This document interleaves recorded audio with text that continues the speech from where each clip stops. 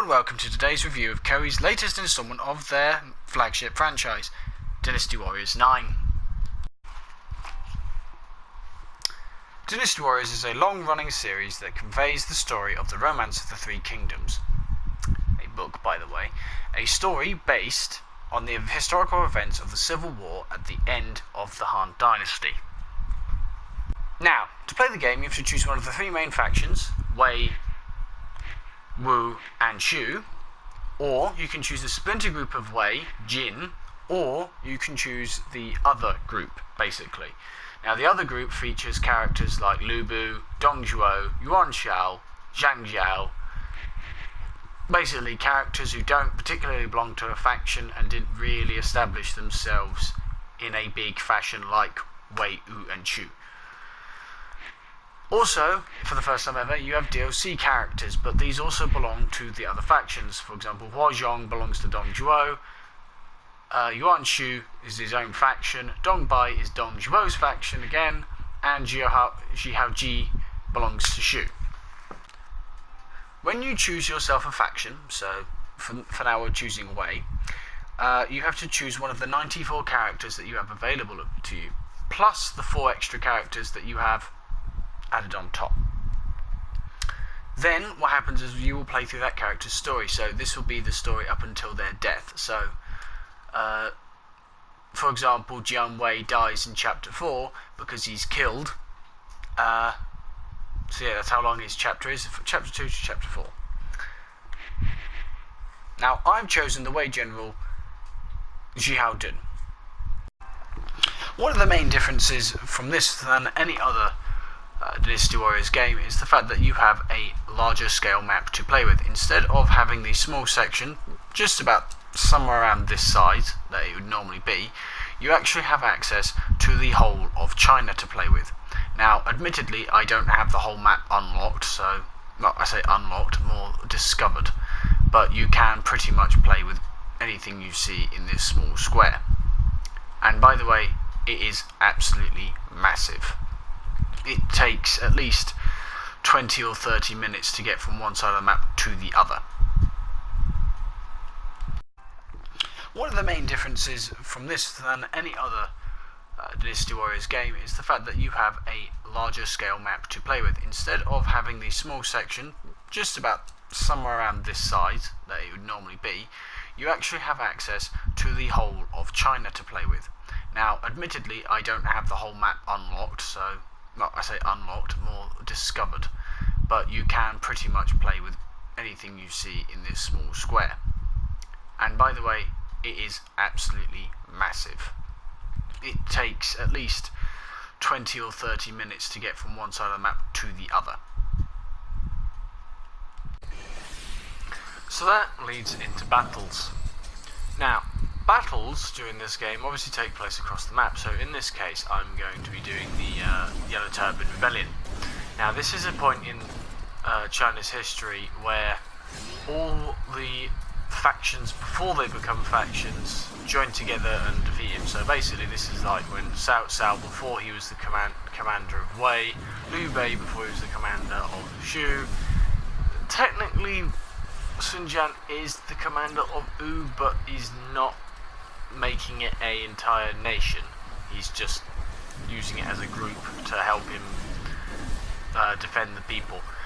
Anyway, the one thing I like is when you complete the objectives during the missions, like I am doing now, you can see the flow of battle around the map. So basically what you'll end up doing is if I finish this mission, Liu Bei's forces will then move towards the main enemy's fortification, so basically the main objective, and you start to see that as they're flowing around and actually encircling or, you know, surrounding, flanking, it doesn't really matter. You can see the flow of battle and you're involved in it, which is actually quite a nice feature. Okay, now we move on to the actual combat system. In this game, there are 4 types of special attacks, 1 super move, a basic attack, and of course a buttload of jumping attacks. So, rather simply, you draw your sword and you start hammering away at the square button. This is just your basic attack. Now this can put enemies into the positions you need them to be, but if you want to do that yourself, that's where the R1 button comes in. So, for example, I want to knock a load of enemies up into the air.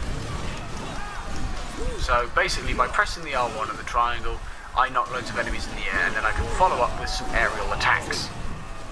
Next, I have the stun ability, which basically stuns the enemies, and then I follow up with the stun follow-ups. And obviously, it's the same story with knockdown. So I knock them down, without getting stunned, however, and then I can use the move associated with that. Now, a move that doesn't have its own square set to follow it is the X attack. So this is the move that you can only perform if you've got the right weapon equipped. So if you've seen videos of people using Liu Bei with a whip, that's not the weapon he normally uses, so therefore they cannot use his X attack. So if I use the X attack, it slams the enemy with a red mist, and then basically I launch him up into the air. That's what his X attack does. Or Xiaodun's X attack does. Now, the next thing that you need to remember about fighting characters in this game is the circle button. The circle button is a prolonged attack.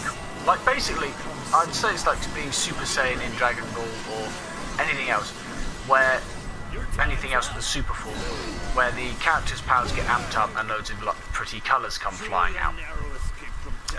So it starts off with a repetitive attack, which basically could be two slices, one left, right, left, right, left, right. Then it ends with them saying something to the camera and posing, and then laying out a devastating final move.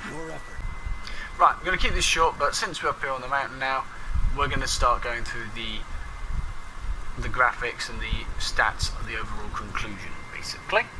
So, overall, the graphics are the normal with a Dynasty Warriors game. Not great, but they're not terrible either, so it doesn't really warrant a AAA title, and it never really does. But it still looks pretty damn good when you look at it from a view from above, or you look at the individual characters, some of which are pleasing to the eye, some of them look pretty damn unique, and yeah, not one of them looks the same as another. You can't confuse them. But, of course, as I said, there are issues with it. So, for example, if you're playing on a bigger TV screen, which I am not, I can be pretty happy to report, because what ends up happening is the frame rate issues kick in and the trees start disappearing every now and again. And as in, not like disappearing from the actual game, as in the frame rate makes them disappear because you can't render them all properly. So I'm going to give it a 6 out of 10 for that. Now, the gameplay, unfortunately, this is why the whole Dynasty Warriors thing works. It sacrifices on gameplay and voice acting to concentrate more on the action, the gameplay. But it's boring. It's repetitive and it's boring. I think, to be honest, I don't really need to say much more than that. But learning how to play the characters, gathering the resources, and gradually seeing battles progress, that's impressive. I like that system. It makes it interesting. So, I'm going to say 5 out of 10. Now, finally, the story. Okay, yeah, fine, it slightly cheats because it's based on a book, but it modifies the certain aspects of the Romance of the Three Kingdoms, like adding Dongbai and Zuo-Si. Dongbai being a fictional granddaughter to Dong Zhuo, Zuo-Si being a fictional Zen wizard, may or may not have been fictional, I'm not entirely sure, might have to do a bit of research at some later point, who aided Shu in certain battles. By the way, one thing I have to note is that when you don't play these characters, they don't appear really that much in the stories. But when you do play them, it's interesting seeing them interact with the other characters and influencing events like they would if they actually had existed. So it's interesting to see that take. Each of them, each faction is different, and have different goals. Wei wants to restore the Han Dynasty to its previous, to its former glory.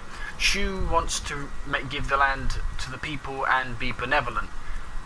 Wu is a warrior state that prides itself on its warriors. I'm not entirely sure exactly what they want because I've not really played much of them. But it's nice seeing it it's the whole argument that no one's the bad guy. Because if you play from Shu, Wei looks evil because they look like tyrants, they look like they're conquerors, they look like they're trying to destroy the land and claim it in the name of their lord. But if you play in Wei's situation, you see their plight, you see what they're trying to do, and Shu's the bad guy for pushing their men too far and exhausting their men and making basically look like a freaking HR nightmare. But even so, it's a really nice. To be honest, even so, doesn't matter. It's a good story. I do like the story, but you have to get through a buttload of shite and gameplay just to get to it. So it's a 10 out of 10, despite the criticism. So it's a 21 out of 30 overall. It's a great game, but you need patience and tolerance to put up with the continuous, although my tongue's going, the ludicrous repetition. It's ridiculous. But I'm going to say, for those who can bear with it, it's a great story. It's a good game. To be honest, I do have to say I liken it to Clock Patience, the card game. It's a good time filler. If you've got like half an hour to fill up, just do this for a half an hour, save the game, and leave. So you're just about to head out to work and you've got yourself an extra half hour.